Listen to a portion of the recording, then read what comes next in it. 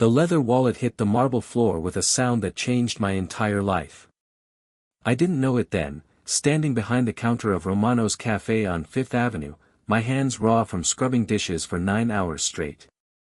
I didn't know that picking up that wallet, that simple act of decency my father taught me before cancer took him, would put me in the crosshairs of the most dangerous man in Manhattan. His name was Dominic Calvetti. They called him the Wolf. And when his ice blue eyes locked onto mine across that crowded café, I felt it in my bones. Danger. Power. Recognition. But I'm getting ahead of myself. Let me take you back to where it really started. 5 days before the wallet. 5 days before everything I knew shattered like glass. If you want to find out how a broke barista ended up claimed by a mafia kingpin, hit that subscribe button now and drop a comment telling me what city you're from. Trust me, this story gets more intense than you can imagine. My name is Mafia Rodriguez. Yeah, I know what you're thinking. My dad had a twisted sense of humor. When your last name is Rodriguez and you're born in the Bronx, naming your kid Mafia is either genius or child abuse. I still haven't decided which. Growing up, the kids at school thought it was hilarious. Teachers did double takes during roll call. And every single person I met asked the same question, really? That's your actual name? Yeah. Really? At 28, I was barely surviving. 2 jobs, no savings, sleeping on my cousin Danny's couch in Washington Heights because I couldn't afford rent anywhere in this godforsaken city. My degree in graphic design was collecting dust in a box under Danny's kitchen table. For years of student loans, $60,000 in debt, all for a piece of paper that qualified me to make cappuccinos and wash dishes. Every morning I woke up at 5, took the A train downtown to 59th Street, and opened Romano's Café by 6. I worked the morning rush until 2, serving entitled businessmen who didn't say thank you and tourists who left 50-cent tips. Then I cleaned until 4, scrubbing toilets and mopping floors while my back screamed in protest. After that, I had exactly 3 hours before my night shift at a warehouse in Queens, loading trucks until midnight. I'd get home around 1:30 in the morning, collapse on Danny's couch, and do it all over again. I was exhausted. Broke. Invisible. The kind of invisible that happens when you're just another brown kid in a city that doesn't see you unless you're causing problems or cleaning something.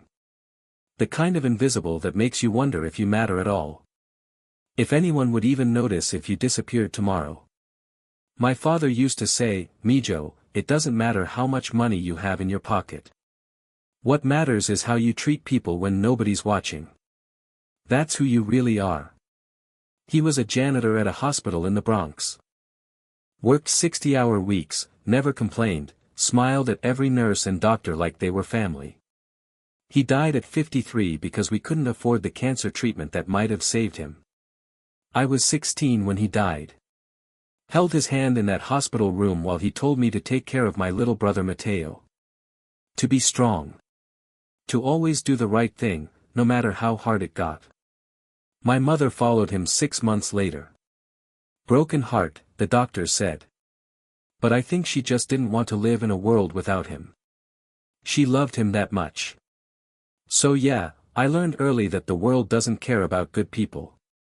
It chews them up, spits them out, and moves on without a second thought. But I also learned that how you treat people, how you show up in this world, is the only thing you actually control. Which is why, on that rainy Tuesday afternoon, when I saw the wallet on the floor near table 12, I picked it up without thinking twice. It was expensive. Black Italian leather, buttery soft, the kind of material that feels like it costs more than I made in a month. Probably did. I opened it to check for ID, expecting to find some Wall Street guy's license, and froze. Cash. Stacks of it. I'm talking at least $5,000 in crisp $100 bills, organized perfectly.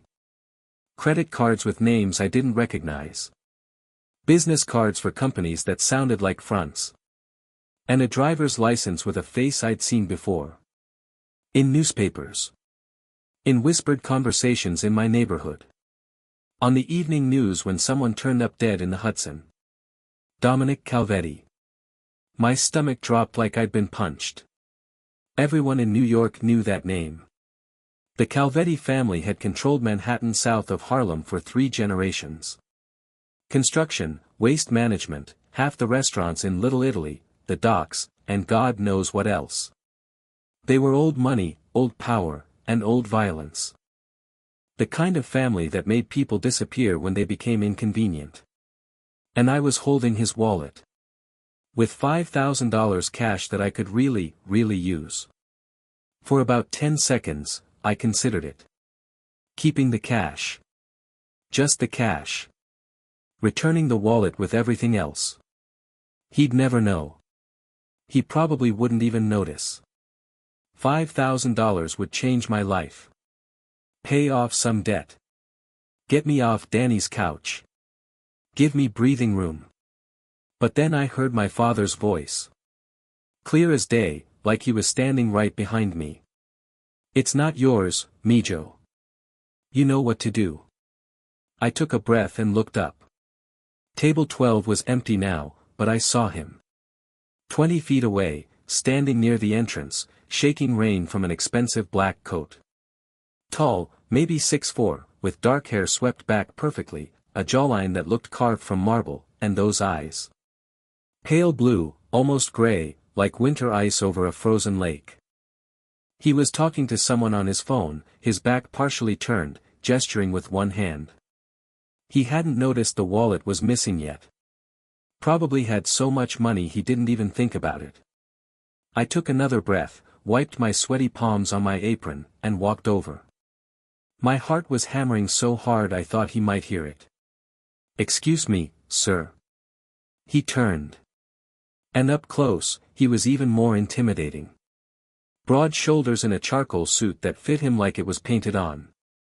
A watch that glinted platinum on his wrist, probably worth more than my student loans.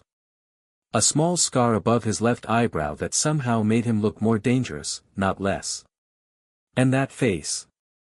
Hard, dangerous, perfectly symmetrical, but somehow elegant. Like a blade wrapped in silk. Like violence packaged in beauty. His eyes swept over me, assessing, calculating. I suddenly felt very aware of my stained apron, my cheap sneakers with the hole near the toe, the way I probably smelled like coffee grounds and cleaning solution and desperation. "You dropped this," I said, holding out the wallet. My voice was steadier than I expected. He looked at the wallet. Then at me. Then back at the wallet. For a long moment, he didn't move. Didn't speak. Just studied me with those ice blue eyes like I was a puzzle he was trying to solve. Like he was looking past my skin and bones and seeing something deeper. Then his hand reached out, and his fingers brushed mine as he took the wallet. His skin was warm despite the cold rain outside. Calloused. Strong. "You opened it," he said. Not a question. A statement. His voice was deep, accented slightly.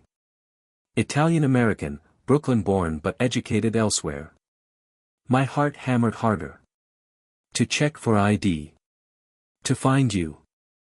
To return it. And that's it. I'm returning it. He flipped open the wallet, checking the contents. I watched his eyes move. Counting. Assessing. His expression didn't change, but I saw something flicker there. Surprise, maybe. "Everything's there," he said slowly. "All of it. Of course it is. Most people wouldn't have returned this. Especially not with the cash still inside. I'm not most people." He studied me again, longer this time. His gaze felt physical, like he was touching me without moving. "No. You're not." He paused. "What's your name?" "Mafia. Mafia Rodriguez." His eyebrow lifted. For the first time, something that might have been amusement crossed his face. Mafia? My dad had a sense of humor. Your father sounds like an interesting man. He was. He's dead now. I don't know why I said that. Maybe because I was nervous. Maybe because something about this man made me want to be honest, even when honesty felt dangerous. His expression shifted. Softened, just barely. I'm sorry. Thanks. Look, I really need to get back to work. My manager gets pissed if I talk to customers too long. Wait. His voice wasn't loud, but it stopped me cold. Like gravity itself had just shifted. You didn't take anything. Not even a 20. Not even $10. No. Most people would have. Especially someone working 2 jobs in this city. I froze. How do you know I work 2 jobs? A small smile. Your hands. Barista calluses on your fingers, but chemical burns on your palms. Different kinds of work. And you mentioned your manager getting angry, which means you're worried about this job. People who aren't desperate don't worry that much. My stomach twisted. He'd read me in 30 seconds. Seen things I didn't even realize I was showing. I might be desperate, I said carefully. But I'm not a thief. He tilted his head slightly, studying me like I was a species he'd never encountered before. Why not? Because my father taught me that who you are isn't about what you have. It's about what you do when nobody's watching. Something changed in his eyes. Something I couldn't identify. Respect, maybe. Or recognition. He pulled out $100 bill, crisp and new, held it out. For your honesty. And your integrity. Pride flared hot in my chest. I don't want your money. I didn't return your wallet for a reward. I did it because it was the right thing to do. The right thing, he repeated slowly, like he was tasting the words. Like they were foreign on his tongue. Like he'd forgotten they existed. Then he smiled. Small, but real. And it transformed his face completely. Made him look younger. Almost gentle. What's your last name again? Rodriguez. Mafia Rodriguez. Mafia Rodriguez, he said it slowly, carefully, like he was committing it to memory. Like he was filing it away somewhere important. I won't forget that name. He slipped the 100 back into his wallet, but his eyes never left mine. You work here every day? Tuesday through Saturday. 6 to 4. Good to know. And then he was gone, walking out into the rain with his men flanking him, black umbrellas appearing from nowhere, a car pulling up the instant he stepped outside. I stood there for a full minute, my hands shaking, my heart racing, not understanding why. Marco, my manager, appeared at my elbow. Do you know who that was? Yeah. And you just talked to him? Like a normal person? He dropped his wallet. I returned it. Marco stared at me like I just told him I'd walked on water. Mafia, that man is Dominic Calvetti. I know who he is. Then you know you don't just talk to him. You don't approach him. You definitely don't refuse money from him. Well, I did. And I'm still alive, so I guess it's fine. Marco shook his head. You're either the bravest person I've ever met or the stupidest.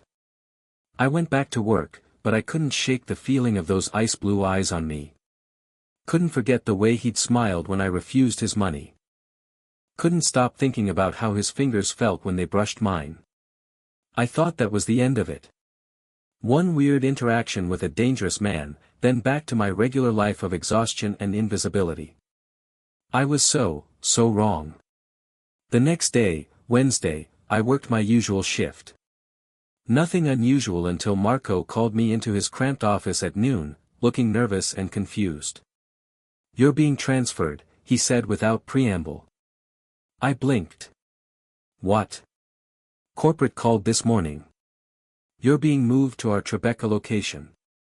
Starting tomorrow.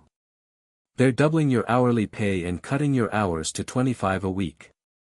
Part-time with full-time benefits. My brain couldn't process this. Numbers didn't add up. That doesn't make any sense. Why would they do that? Marco shrugged, but he looked uncomfortable. They didn't say. But the Tribeca place is high-end. Michelin star coffee, whatever that means. Celebrities. Politicians. Wall Street guys. Maybe someone put in a good word for you. A cold feeling settled deep in my gut. Did they say who requested the transfer? No. Just that it came from the top. Owner-level decision. Marco leaned back in his chair. Mafia, this is a good thing. You'll make more money working fewer hours. That's the dream in this city. Yeah. The dream. But it didn't feel like a dream. It felt like a chess piece being moved on a board I couldn't see. That night, as I walked to the subway after my warehouse shift, bone-tired and brain-fogged, I noticed the car. Black Mercedes S-Class, tinted windows so dark they looked like obsidian, parked across the street under a broken streetlight. It hadn't been there when I went inside 4 hours ago. I pretended not to see it and kept walking, my pace steady, my heart starting to race. The car followed me. Slowly. Deliberately. Maintaining exactly 50 feet of distance. I got on the subway at Queensboro Plaza. The car couldn't follow underground, but when I emerged at 168th Street in Washington Heights, there was another black Mercedes waiting. Different license plate. Same model. By Thursday, I knew I wasn't imagining things. The same car, or cars, I couldn't tell anymore, appeared everywhere I went. Outside Danny's building when I left for work at 5:30 in the morning. Parked down the block from Romano's during my shift. Outside the warehouse at night, idling in the shadows. I was being watched. Tracked. Followed. Danny noticed me checking the windows constantly. You okay, Primo? You seem paranoid. I'm fine. Just tired. You're always tired. This is different. You look scared. I was scared. But what could I say? That the head of the most powerful crime family in Manhattan was having me followed because I returned his wallet? That I'd somehow caught the attention of a man who made people disappear? Danny would think I'd lost my mind. Friday morning, I showed up at the Tribeca Café. It was nothing like Romano's on Fifth Avenue. This place was all exposed brick walls, leather booths that looked like they belonged in a luxury car, Edison bulbs hanging from industrial fixtures, and a clientele wearing watches that cost more than cars. The coffee machine was Italian, imported, worth more than I'd make in 5 years. The pastries came from a French bakery in Soho. The menu didn't have prices, which meant if you had to ask, you couldn't afford it. I felt completely out of place. Like a fraud wearing a costume. Until he walked in at exactly 10:30. Dominic Calvetti, in a navy three-piece suit that probably cost what I made in 6 months, flanked by 3 men in black who moved like soldiers. The entire cafe went quiet. Even the espresso machine seemed to stop hissing. Conversations died mid-sentence. He walked straight to the counter. Straight to me. Every instinct screamed at me to run. But I held my ground, lifted my chin, met those ice-blue eyes. Mafia Rodriguez, he said, like we were old friends meeting for lunch. My mouth was dry. Mr. Calvetti. You know who I am. Everyone knows who you are. A small smile. True. Walk with me. I'm working. Not anymore. You're on break. He looked past me to my new manager, Sophia, a nervous woman in her 40s who looked like she might faint. 15 minutes. It wasn't a request. It was a statement of fact. Reality bending to his will. Sophia nodded so fast I thought her head might fall off. We walked outside into the late morning sun.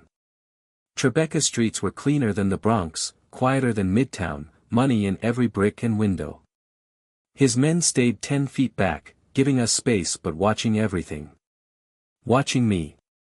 You had me transferred, I said once we were far enough from the cafe. I did. Why? He stopped walking, turned to face me fully. Up close, in the sunlight, I could see details I'd missed. Flecks of silver in his dark hair. Fine lines around his eyes that suggested he smiled more than his reputation indicated. A small mole near his collarbone, visible above his shirt. You interest me, he said simply. I returned your wallet. That's all I did. You returned $5,000 in cash without taking a cent. You refused a reward. You're working 2 jobs, barely surviving, and you still did the right thing. He stepped closer. I smelled his cologne. Expensive. Cedar and something darker. Do you have any idea how rare that is? Especially in my world. I'm not part of your world. Not yet. My heart stopped. What does that mean? It means I'm offering you a job. Work for me directly. $20,000 a month. Plus housing in one of my properties. Health insurance. Security. I almost laughed. Would have if I wasn't so terrified. Doing what, exactly? Whatever I need. Errands. Deliveries. Being where I need you to be. Accompanying me to certain events. Providing. Perspective. I'm not stupid, Mr. Calvetti. You don't pay someone $20,000 a month to run errands and provide perspective. What's the real job? His smile widened. The real job is exactly what I said. I need someone around me who isn't corrupted. Who won't lie to me because they're afraid or because they want something. Who will tell me the truth. He paused. Everyone in my life wants something from me. Money. Power. Protection. Fear keeps them loyal, but it also makes them dishonest. You don't want anything from me. That makes you invaluable. You don't know me. I know enough. You work 2 jobs trying to survive in the most expensive city in America. You have student loans you'll probably never pay off. You sleep on your cousin's couch because you can't afford rent. Your father died when you were 16, your mother 6 months later. You have a younger brother, Mateo, 17, who lives with your aunt in the Bronx. He said it all calmly, factually. Like he was reading from a file. You send your aunt $300 a month even though you can barely afford food. You've never been arrested. Never even gotten a speeding ticket. You don't drink. Don't do drugs. Don't gamble. His eyes held mine. You're exactly who I need. My hands were shaking. You investigated me. I investigate everyone who interests me. It's how I stay alive. This is insane. Yes. But it's real. He pulled a business card from his pocket, held it out. Heavy cardstock, embossed gold lettering. Just a name and phone number. You have until Monday morning to decide. 8 a.m., my driver will be outside your cousin's building. If you get in the car, you work for me. If you don't, you go back to your life, and we never speak again. I took the card with trembling fingers. And if I say no? Then I respect that. I'm not in the business of forcing people into service, Mafia. I don't need slaves or hostages. I need someone I can trust. And trust only works if it's freely given. He paused, his expression serious. But I should warn you. The moment you returned my wallet, you became visible in my world. Other families know your name now. They'll wonder why Dominic Calvetti is interested in a barista from the Bronx. Some will think you're important to me. That makes you a target. Ice flooded my veins. You're saying I'm in danger just because I returned your wallet? I'm saying perception is reality in my business.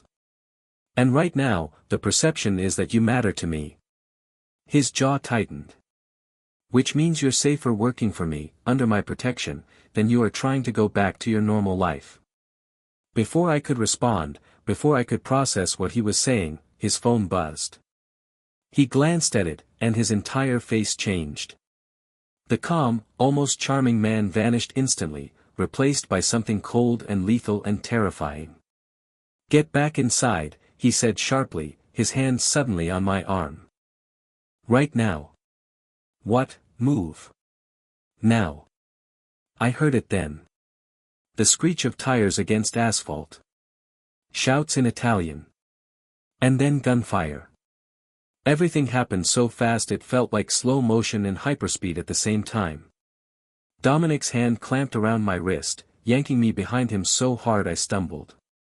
His body became a shield, solid and immovable between me and whatever was coming. I heard bullets hitting metal, the distinctive ping of rounds striking the Mercedes. Glass shattering somewhere. People screaming. More gunfire, rapid and close. One of his men shoved us toward the car. Get in, get her in now." Dominic pushed me into the back seat, his body still covering mine as more shots rang out. I was pressed against leather, against him, his weight crushing but somehow safe. The door slammed. The engine roared to life. And we were moving, tires squealing, the world a blur of sound and terror outside. I couldn't breathe. Couldn't think. My ears were ringing from the gunfire. "Stay down," Dominic ordered, his hand pressing firmly on my back, keeping me low. "Don't move." "What the hell is happening?" My voice came out strangled. "Rivals. The Morelli family. They've been looking for an opening, an excuse to start a war." His voice was eerily calm despite the chaos, despite the bullets that had just been flying. "They saw you with me yesterday. They saw the transfer. They know you're connected to me now. Which means they know you matter." "I don't matter. I'm nobody." He grabbed my chin, forced me to look at him. His eyes were blazing, intense, alive with something fierce and protective. "Listen to me very carefully. In my world, perception is everything. They think you're important to me. That makes you important, period. That makes you a target. Do you understand?" Tears burned my eyes. "This is insane. This is completely insane." "Yes. It is." He released me, pulled out his phone, started barking orders in rapid Italian. Words I didn't understand, but the tone was clear. Commands. Coordinates. Violence being organized with cold precision. "But you're under my protection now. Whether you accept my job offer or not, whether you want it or not, you're in this. And I don't let what's mine get hurt. I'm not yours." He looked at me, and something fierce and possessive and almost hungry flashed across his face. "Aren't you?" The car swerved violently. More gunfire behind us. The driver cursed in Italian, his hands steady on the wheel despite the chaos. 2 cars behind us, the driver reported. Morelli's men. They're not backing off. Dominic's jaw clenched. He reached under his seat, pulled out a gun, matte black, professional, terrifying, and checked the chamber with movements so practiced they looked like breathing. My entire body went cold. Oh my God. "Stay down. Don't look up. Don't watch." But I couldn't look away. Couldn't process that this was real. That I was in a high-speed chase through Manhattan with mafia hitmen shooting at us because I'd returned a fucking wallet. The next 15 minutes were a nightmare I'll never forget.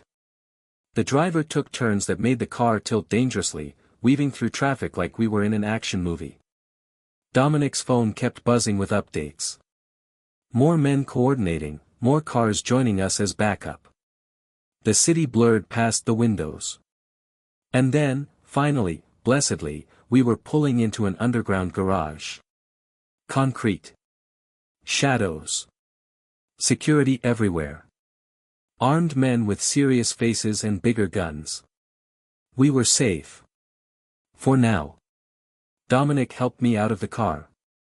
My legs barely held me. I was shaking so hard my teeth chattered.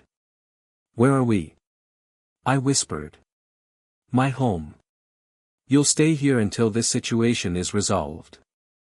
I can't stay here. I have work tomorrow. My cousin will worry.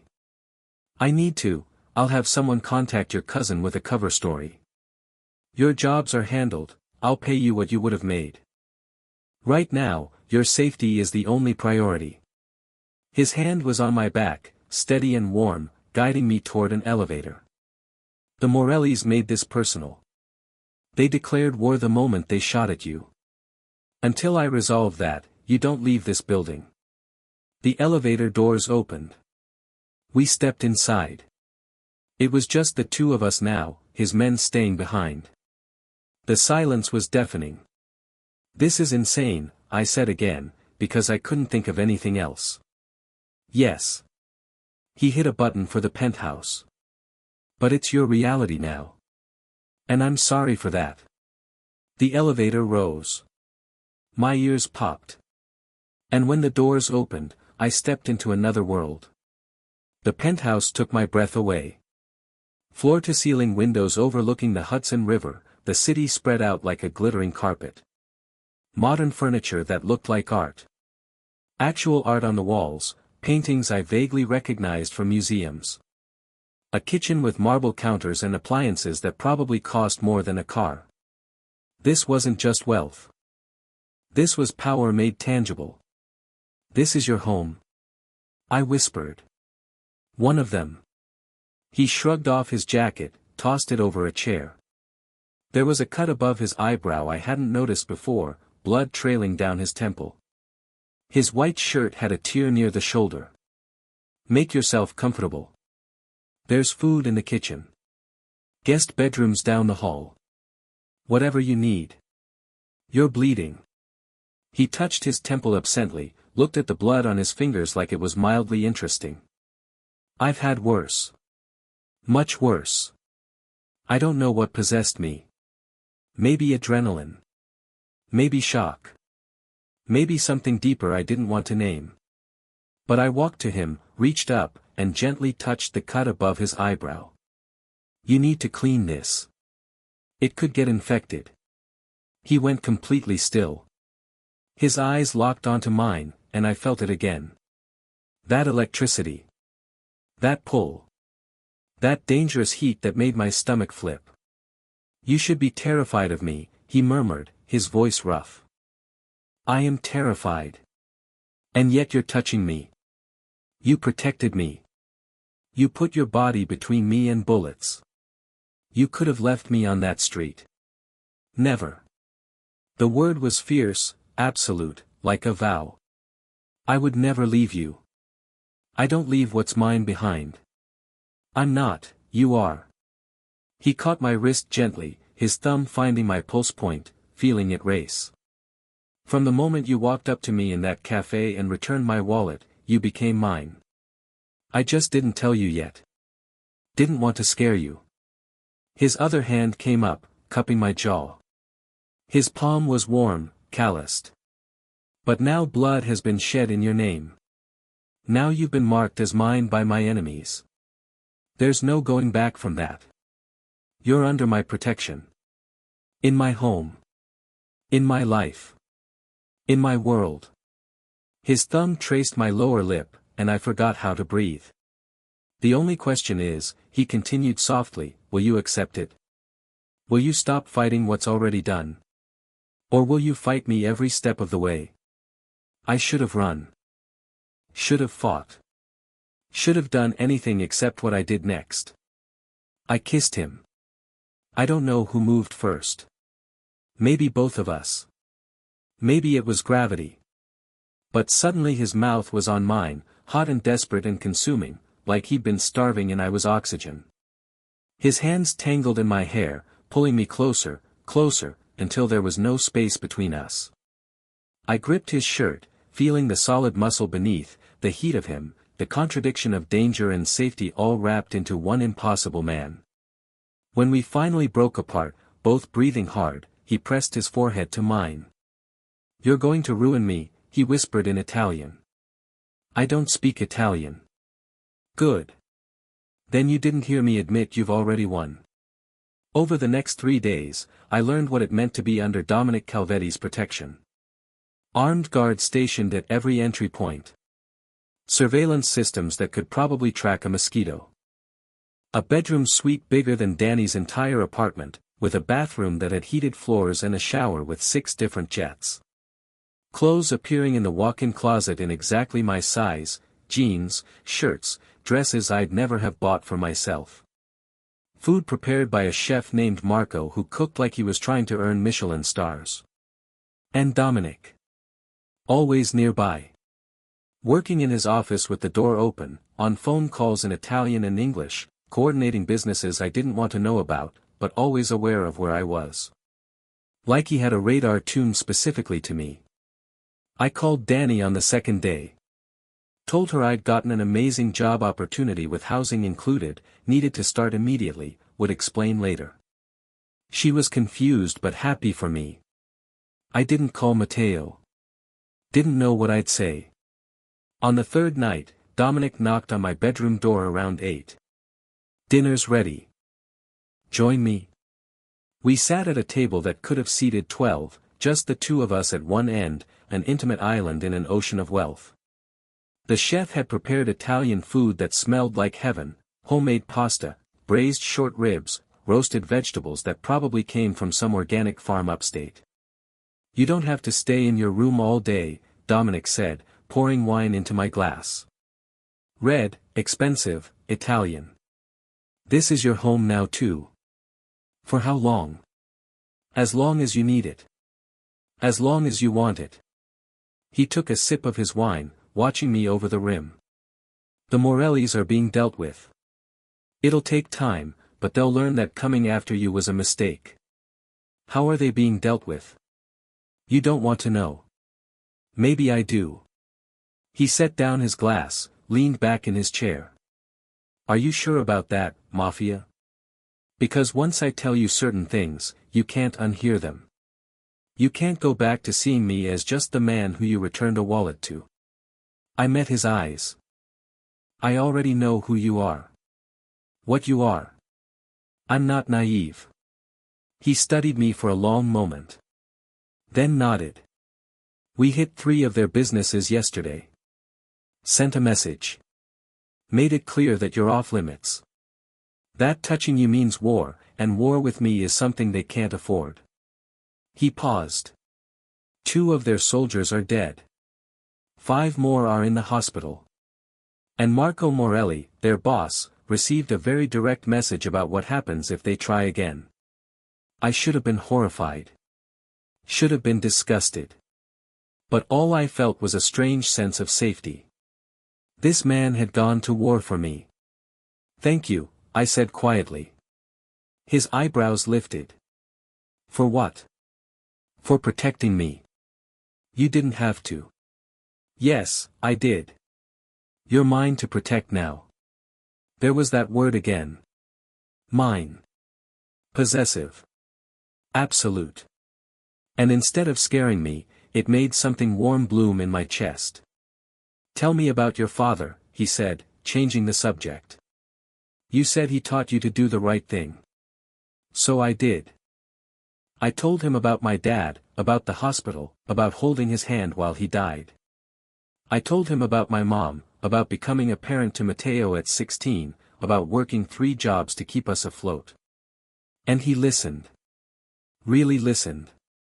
Not just waiting for his turn to talk, but absorbing every word like it mattered. When I finished, he was quiet for a moment. Then, "He sounds like a good man. The best kind of man." He was. The best I've ever known. He'd be proud of you. Of who you've become. Tears stung my eyes. "I don't know about that. I'm not exactly successful. You're honest in a dishonest world.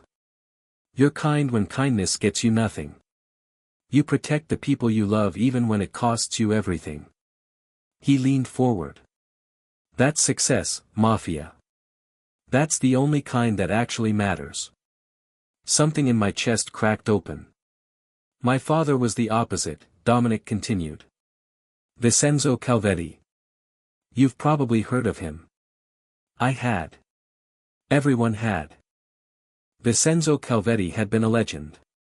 Ruthless. Brutal. Feared even by his own family.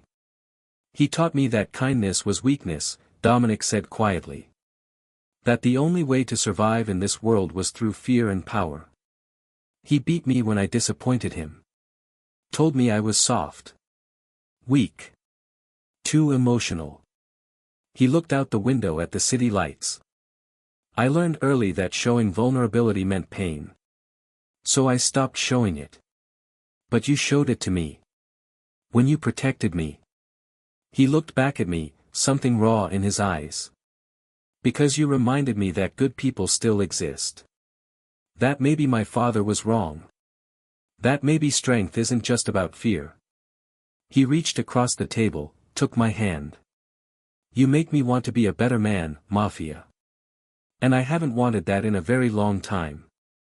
I squeezed his hand. You are a good man. Under all the rest. I'm really not. I've done terrible things. Things that would make you run if you knew. Then don't tell me yet. Let me decide who you are based on how you treat me, not what you've done to others. He smiled.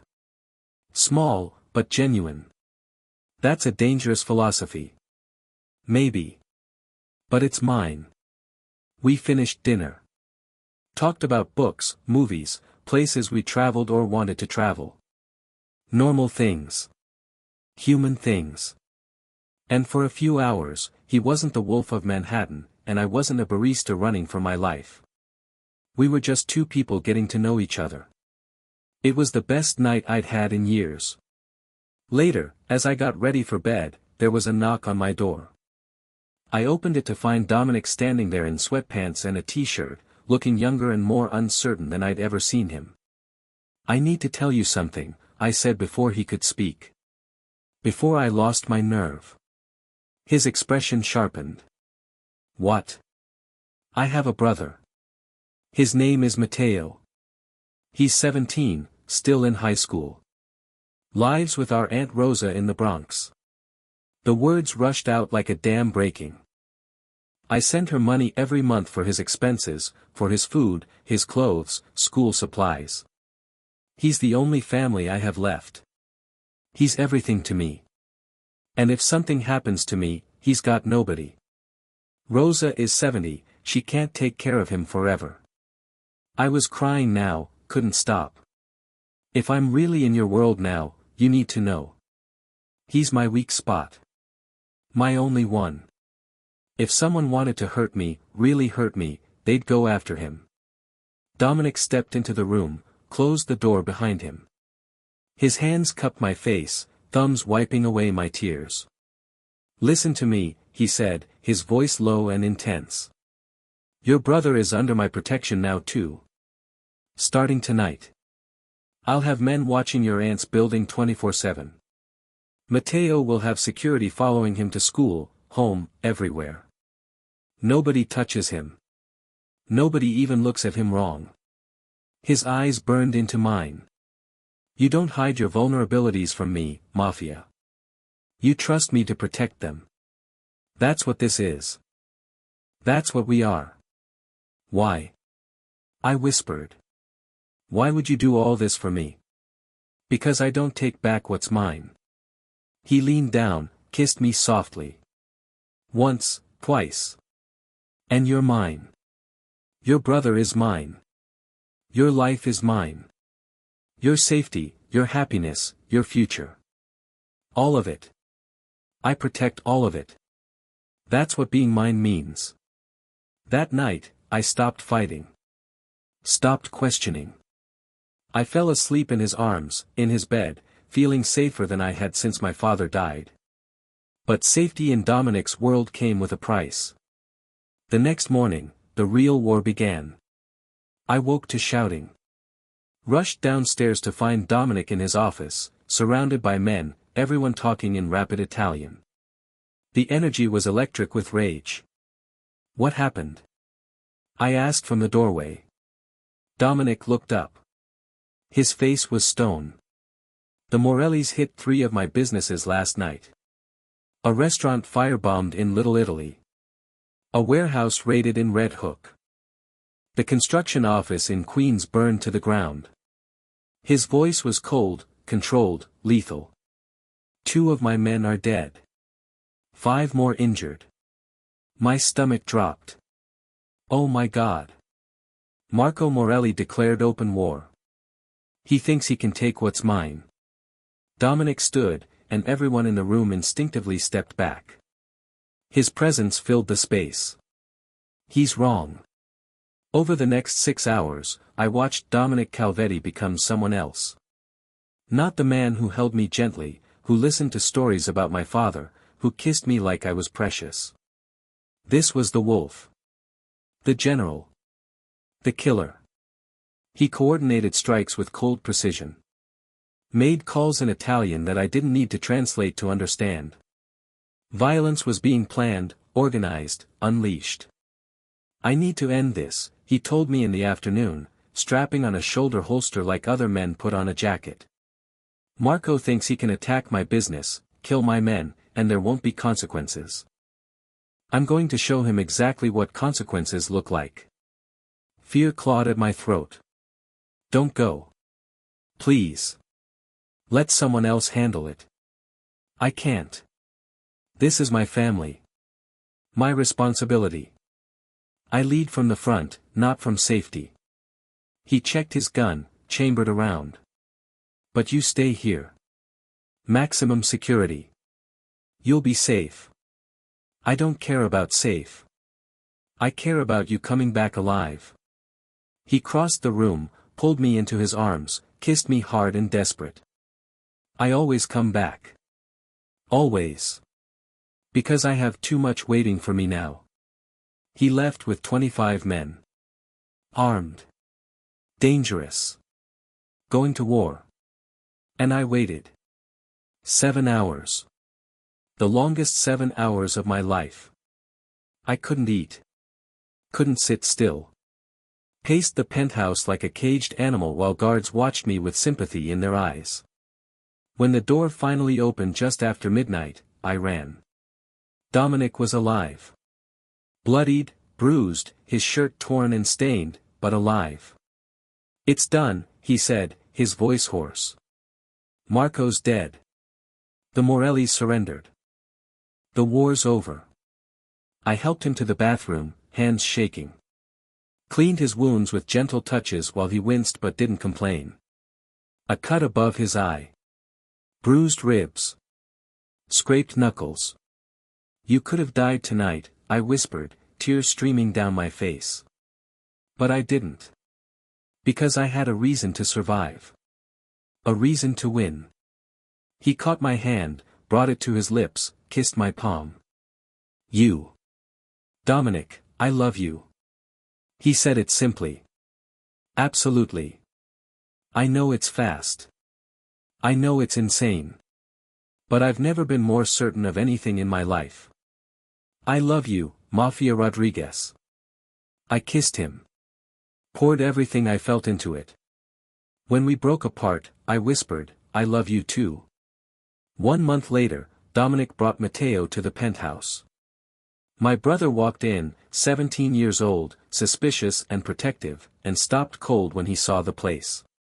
What the hell, Mafia, he said in Spanish. What is this? Who is this guy? Dominic stepped forward, extended his hand. Matteo. I'm Dominic Calvetti. It's good to finally meet you. Matteo stared at his hand like it might bite him. You're a mobster. Yes. And my sister is. Under my protection. And yours now too. Matteo looked at me. Explain. Now. So I did. Told him everything. The wallet, the job offer, the attack, the war. Told him I was in love with the most dangerous man in Manhattan and wasn't sorry about it. When I finished, Matteo was quiet for a long time. Then he looked at Dominic. You hurt her, and I don't care who you are or how many men you have. I'll find a way to make you pay. Dominic smiled. I'd expect nothing less. She's your sister. But I promise you, Matteo, I would die before I hurt her. She's everything to me. Matteo studied him. Then, slowly, nodded. Okay. But I'm watching you. Good. A man who doesn't protect his family isn't worth respect. Over dinner, I watched them talk. Really talk. Dominic asked about school, about Matteo's plans for college, about his dreams. And Matteo, slowly, started to relax. By the end of the night, my brother was actually smiling. 3 months after that, I stood in a church in Little Italy, wearing a dress that cost more than a year of my old salary, and married Dominic Calvetti in front of 300 people. Matteo was my best man, 17 years old in a tailored suit, grinning like he'd won the lottery. Rosa sat in the front row, crying happy tears. And when Dominic said, I do, when he kissed me in front of God and the most powerful criminals in New York, I knew I was exactly where I belonged. 2 years later, I'm standing in the nursery of our penthouse, holding our daughter. Lucia. 6 months old, with her father's ice blue eyes and my dark hair and a smile that lights up every room. Dominic walks in, still in his suit from a meeting. But when he sees us, his entire face transforms. Softens. Becomes human. There are my girls, he murmurs, taking Lucia from my arms. She giggles, grabs his tie with chubby fingers. Matteo called, I say, leaning against his shoulder. He got accepted to Columbia. Full scholarship for pre-law. Of course he did. He's brilliant. Just like his sister. Dominic kisses Lucia's head. We should celebrate. Dinner tomorrow, the 4 of us. 5, I correct. Rosa's coming too. Perfect. Family dinner. Family. We built one from nothing. From violence and fear and a returned wallet. I look up at this dangerous, powerful, beautiful man who claimed me in a cafe 2 years ago and never let go. I don't regret it, I whisper. Not one single second. Good. He grins, that rare, genuine smile that's only for me and Lucia. Because I don't take back what's mine. And you, Mafia Calvetti, are definitely mine. Forever. Outside our window, Manhattan glitters in the darkness. A city that once made me invisible now feels like home. Because I learned something these past 2 years. Something my father tried to teach me, but I only understood when bullets were flying and a mafia boss put his body between me and death. Character isn't just what you do when nobody's watching. It's what you do when everyone is watching and the stakes are life and death. It's standing up when it's easier to stay down. It's doing the right thing when the right thing might get you killed. It's returning a wallet when you desperately need the money inside. I returned a wallet. And it changed everything. If this story touched your heart, hit that subscribe button and smash that like. Share it with someone who needs to hear that one good deed can change your entire life. Leave a comment telling me, do you believe in fate? Do you believe that one moment, one decision, one act of integrity can rewrite your destiny? Because I do. I really, really do. This is Mafia Calvetti, reminding you that sometimes the most dangerous thing you can do is be a good person in a bad world. And sometimes, just sometimes, that's exactly what saves you. That's exactly what leads you home.